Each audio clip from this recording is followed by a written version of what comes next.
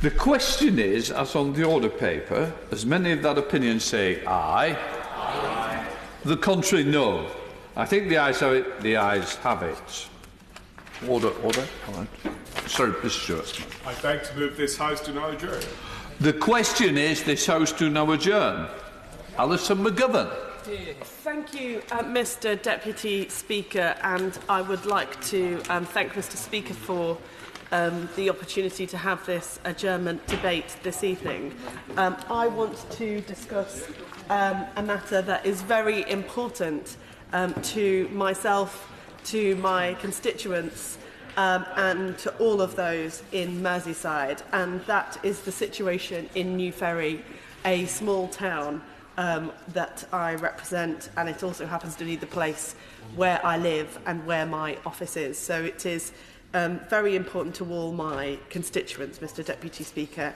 I'm glad to say that the Minister has visited there, and we're very grateful, Mr. Deputy Speaker, that he came to visit New Ferry, because the town suffered nearly 2 years ago now, on the 25th of March, a most terrible explosion at just after 9 o'clock on a Saturday evening of the 25th of March. There was a huge blast. Now, there is a matter ongoing that's before the courts, so I won't discuss the specifics of the explosion itself. But I do just want to say a few words about New Ferry as a place. The Minister knows it as he has visited there, but many others won't be aware of what New Ferry is like, and I want to talk about the response to that explosion and the situation we're now in, Mr. Deputy Speaker, which is the rebuilding of New Ferry, and to ask the Minister some questions. New Ferry is a small town on the Wirral Peninsula in Merseyside. It is just south, Mr. Deputy Speaker, of Birkenhead, and for many years it was a ferry place, hence the name. The Mersey ferries long ago used to stop there. There's a town where people would go shopping. There used to be a number of hotels and other historic buildings, but over time the ferries ceased calling there, and it became just a place where people would go to shop. But this will be a very familiar story, Mr. Deputy Speaker, like lots of our high streets up and down the country. The change in New Ferry has been significant, particularly over the past 20 years. The onset of out-of-town shopping and then the impact of the internet has hit New Ferry just as it's hit many other places. So before the blast 2 years ago, we did already have a big challenge in New Ferry. We had used the coalition government's initiative of having a town team to try and get more shops into New Ferry, to get more events happening there that would bring people into the town centre, and local people had put lots of effort into that. We'd had arts and cultural events in New Ferry, but nothing had really stuck, Mr. Deputy Speaker, because the quality of the buildings then, as they are now, is in many cases very poor. And really, it had been hard to get small businesses to use those buildings, to bring them back to life. So the place was crying out for investment.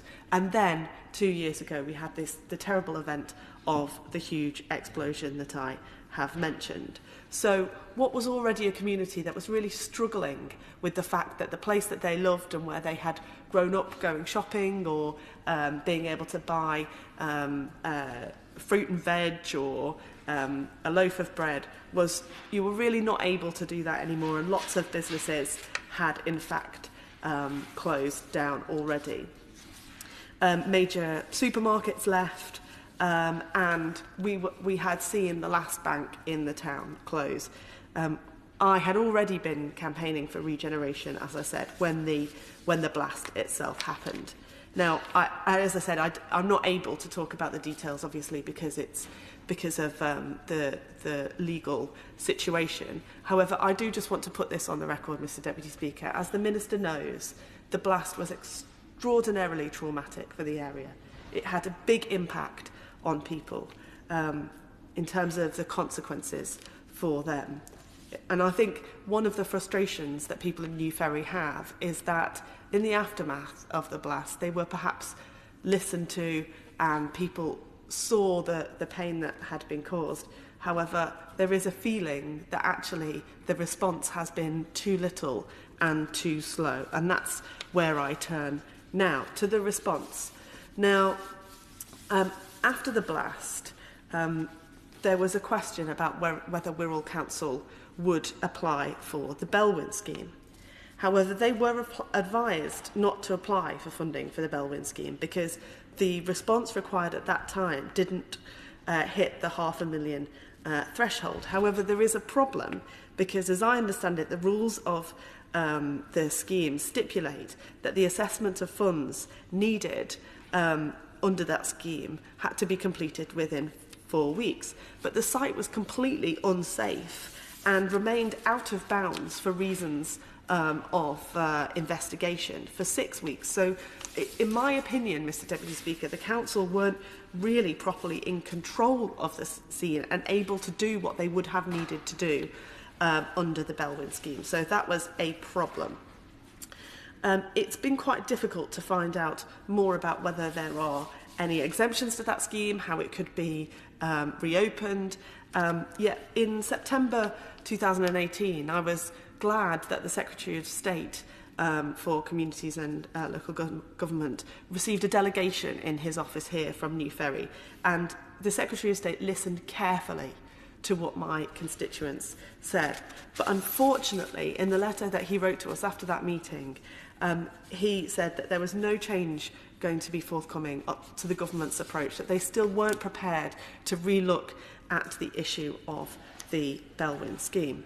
And that is really hard for my constituents to take. I think they feel that given the level of cuts to Wirral Council, given the situation that New Ferry was already in and really struggling, the idea that Wirral Council taxpayers should just pick up the entirety of the bill for what happened in New Ferry, no fault of the people there, I think my constituents find very difficult to understand, and I'm sure the Minister will wish to comment on that. Now, Mr Deputy Speaker, I want to talk about the rebuilding of New Ferry, because as I said before, the place needed regeneration long before the blast. It was crying out for it. I'd spent hours and hours and hours in meetings with potential developers, with the Co-op supermarket who own one of the buildings there, desperately trying to say to people, this could be a great place if you would be prepared to invest.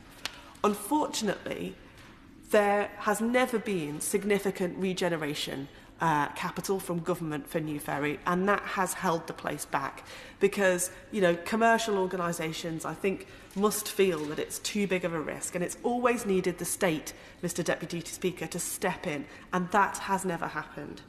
It is happening now in a small way, but my complaint is this: it is not fast enough, it's not being done quickly enough, and we really need to see progress because people in New Ferry are losing faith that this will ever happen. This is the situation as it is today. Homes England, who the government charge with regeneration, have now spent about £100,000 on a plan and a kind of study into how the rebuild should happen. But that means we're still only in the planning stage. 2 years on. And Mr Deputy Speaker, I think most people, certainly most people in Merseyside who drive through New Ferry, think it's actually a bit ridiculous that we haven't been able to move this on faster. So I really want to say to the Minister, this has got to happen more quickly. The consultation options are out there and people are talking about them, and I would like to support an option that's been put forward by traders and residents that would see more rejuvenation to the town centre. They want to see better parking arrangements that will help footfall, and they want to see different sized units. So it's not just, we're not just reliant on big business coming in to rescue New Ferry, but that we can have small and developing businesses too, and I support that. The city region is also trying to step in and help. Applications have been made to the town centre fund from the Liverpool City region, and I think that's a really positive option that could help us with the town centre, and to really make sure that we still keep a commercial heart and it's not just a dormitory area. And again, I think I might know what the Minister's going to say, that we should be relying on what the Liverpool City region are doing. And the Minister, I know, as I do, supports devolution. And that's fine. We do. We both support Liverpool and we both support devolution. But it's not really a good enough answer, Mr Deputy Speaker, because when Salisbury experienced terrible events that were no fault of their own and that really damaged the prosperity and possibilities for Salisbury, and the government could find £2.5 million to assist them, I don't understand, my constituents don't understand, and Mr Deputy Speaker, I don't think the public at large understand why that was not found for New Ferry. Put simply, if we could have the kind of resources just allocated to New Ferry, rather than having to be permanently bid for or asked for or got from different sources and cobbled together, we could get this regeneration done. We could get this rebuild underway. And that's why it's so slow. Because the government centrally, that has all the resources of the Treasury, could help people in New Ferry today.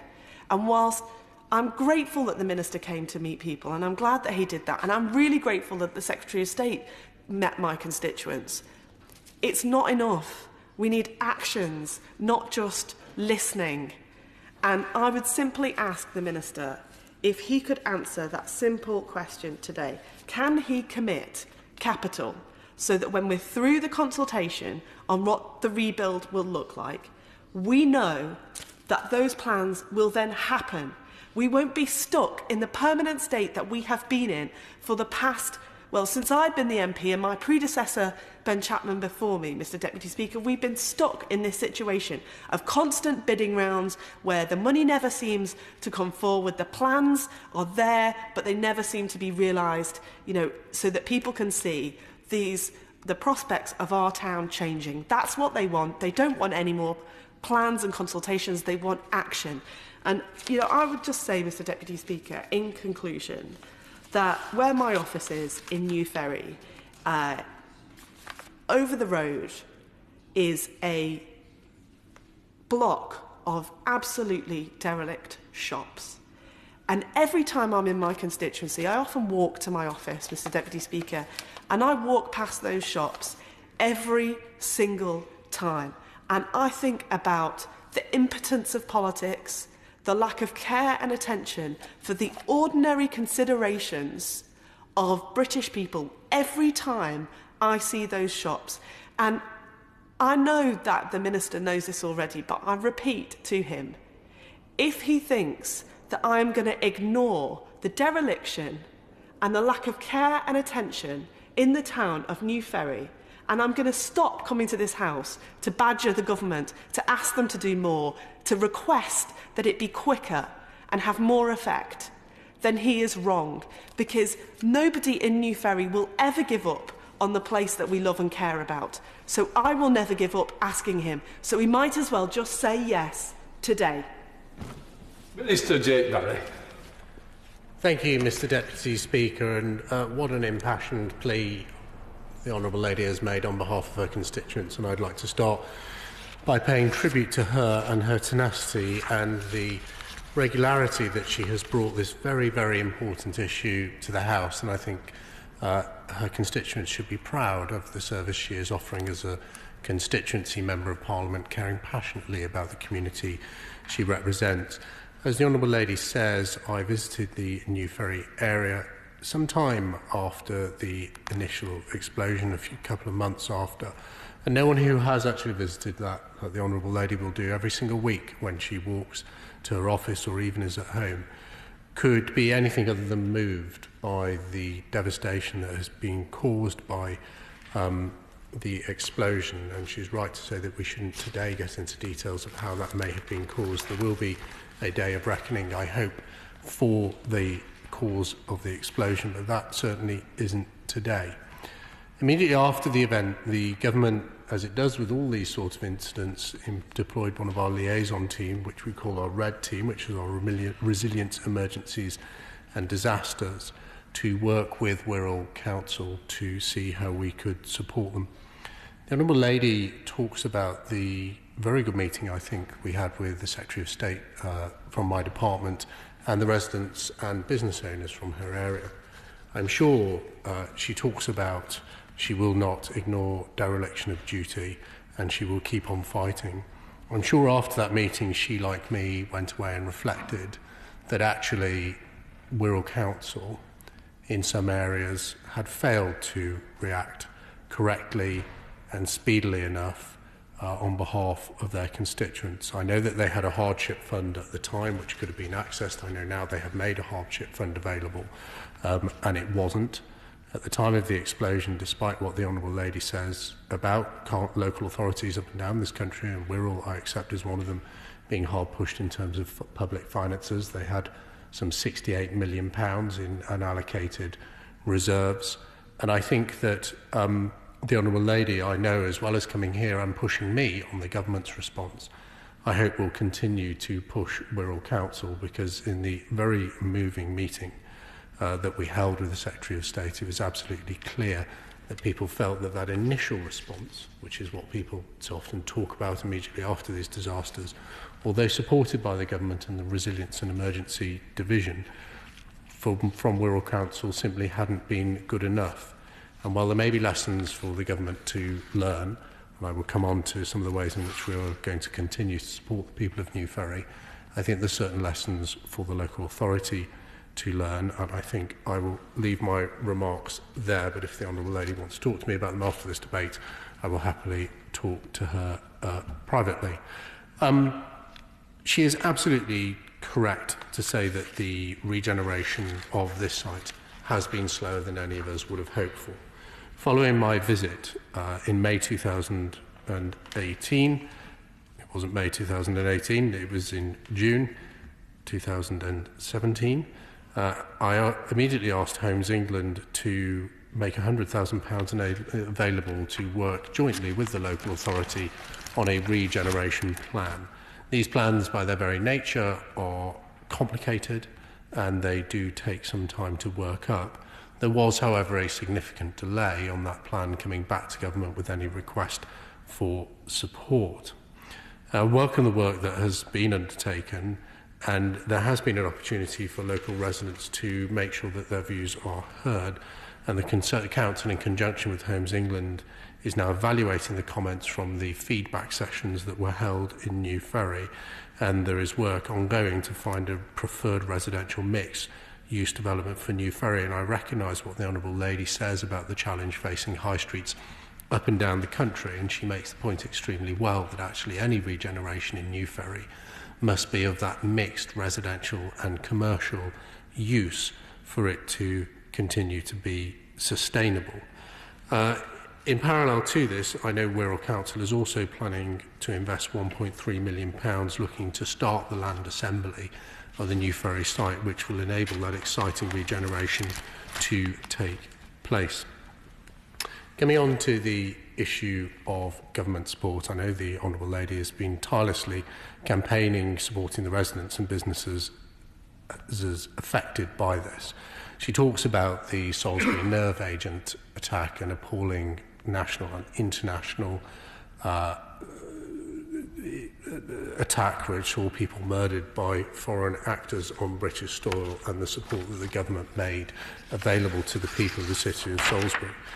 Normally these are dealt with through a Bellwyn scheme. The Honourable Lady quite correctly says that the Bellwyn scheme is expenditure for Wirral Council, currently accessing £495,000. At the time discussions were taking place, Wirral Council estimated that they had only spent £400,000. But I would just point out that following the explosion, the Honourable Lady is absolutely correct. The site was in the hands of Merseyside Police, quite correctly, gathering evidence about any criminal acts that may or may not have happened on that site as part of the explosion, Mr Deputy Speaker. But it was handed back over to Wirral Council on the 6th of April, and although the council, there was some delay in them getting control of it, there was ample time and it was well within the Bellwyn scheme qualified period. It may have been apparent to the local authority at the time that they wouldn't be successful in putting forward a claim, but it's simply not correct to say that they did not get control of the site within the claim period. I do understand that Wirral Council has agreed to set aside funding now for individual residents and business owners who've suffered considerable financial hardship in the period following the explosion, and I welcome this. Now, turning to what help the government can and I hope will provide to the residents of New Ferry. I understand that a bid has been made of some £5 million to the Mayor of Liverpool's Town Centre Fund. By that I mean the City Region Mayor. That is, of course, government money, which is part of the gain share that gets paid to the city, and I hope that Steve Rotherham, former member of this House but Mayor of the Liverpool City Region, will look with favour upon the application along the lines of the I will just finish this point. Of course I will give way to the Honourable Lady, along the lines of the plan that has jointly been worked up with the Homes and Communities Agency. Thank you, Mr Deputy Speaker. The Minister describes the City Region funding as government money. And, you know, in some sense, we can describe anything that comes from the Treasury as government money. But if New Ferry isn't helped directly by government, then that City Region development money that was there for the purposes of rebalancing our economy is effectively doing the work that the government should in this shocking and terrible event. So I think it's simply not acceptable to the people of New Ferry that they should have to bid to a fund that's there for general economic development. For a start, I'm sure the Honourable Lady would agree with me, there's actually no such thing as government money. It all belongs to us. It's all taxpayers' money. I would gently point out that, as I did in my opening remarks, I don't want to get into sort of war of words about this, that Wirral Council itself at the time of this explosion had tens of millions of pounds, which is money paid in by Wirral taxpayers over a period, had tens of millions of pounds in reserves, and also in her own speech. The Honourable Lady, who has been in Parliament since 2010, we came in together, talks about the need for regeneration of this site under her predecessor's term as the Member of Parliament, that talk about in her entire time in Parliament, so 9 years in total, how she has been campaigning for the redevelopment of this site. So although the explosion has taken something from being important to urgent, as she points out, and that's absolutely correct, it is an area which would have been, I hope, the recipient of regeneration funds from the Liverpool City Region in any event, but I accept that this explosion has taken it from important to urgent. I don't think anyone would deny that. More widely, there is the Future High Street Fund, which was announced at the last budget, and it is open for bids exactly of this type, looking at a wider high street and town regeneration plan. The plan is already in existence. The expression of interest for the Future High Street Fund has to be in by the 22nd of March. The Honourable Lady talks about bid and bid again, I think she said. What we have ensured with the Future High Street Fund is that the expression of interest round is very light touch. I'm aware of this bidding fatigue in local authorities. In fact, it affects my own authority in Lancashire. So we have tried to ensure that the Future High Street Fund first round of bidding is a very low bar to enable local authorities to access it without unnecessary expense, and working up that bid to the second phase, if areas are successful in that competitive fund, is a revenue-funded bid. So the government will pay for and support the bid, working it up with the local authority. I would gently mention to the Honourable Lady that I hope that using her influence, she may be able to persuade Wirral Council to bring New Ferry forward as their preferred bidder for the Future High Street Fund. And as she quite rightly says, they've made significant progress with the Homes and Communities Agency looking at wider regeneration. And in that fund, there is the possibility of fast-track funding for areas which already have a plan to deliver for that area. And it is the intention the capital element of that fund can be spent this year. So if New Ferry were successful, it will either in fast track or going to the second round, it would mean that support could be available from central government this year as part of our desire to invest in our high streets up and down the country. and seed wider regeneration. I would finally mention, in terms of public support that would be available from central government, in addition to the fund available from the Mayor of London and the Future High Street Fund, obviously this week we announced the Stronger Towns Fund, which looks at a wider regeneration package which could encompass New Ferry, it may encompass Port Sunlight and other areas around, looking at how, on a sort of town deal basis, you can pull together a wider bid to government. That is more long-term and may not lend itself as well to this redevelopment, which has gone from important to urgent, as the Honourable Lady says in her speech, but it is obviously available. But to me, in terms of government support, it does look like the Future High Street Fund, a competitive fund, albeit with a light touch bidding scenario, is probably the way to go. Finally, Mr Deputy Speaker, I want to talk about the importance of devolution and how in Liverpool City region, somewhere I know well, having been born and brought up in the city of Liverpool, is really changing the conversation around politics. And I think the Honourable Lady is an exemplar of how that is happening. She, quite rightly, is fighting like hell, if I may say, for her constituents, and I have huge admiration for it, and you can see the way she brings this debate back to the House of Commons, has meetings with Secretary of State, and is never ever, as she says, going to give up.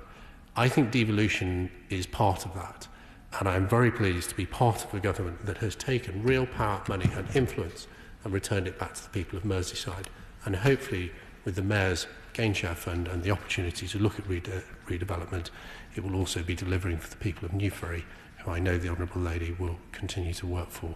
Thank you very much. The question is this House to now adjourn. As many of that opinion say aye. The ayes have it, the ayes have it. Order, order.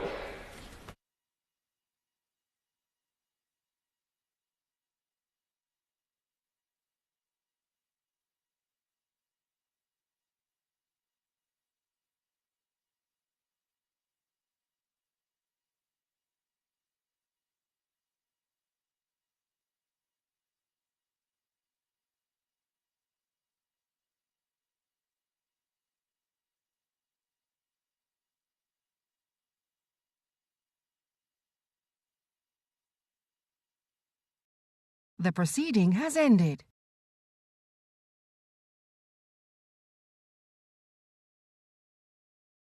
The proceeding has ended.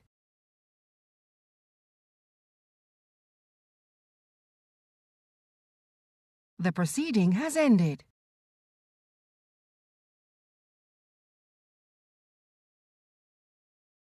The proceeding has ended.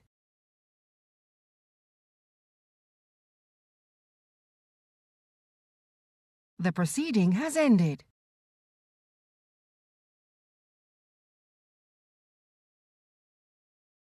The proceeding has ended.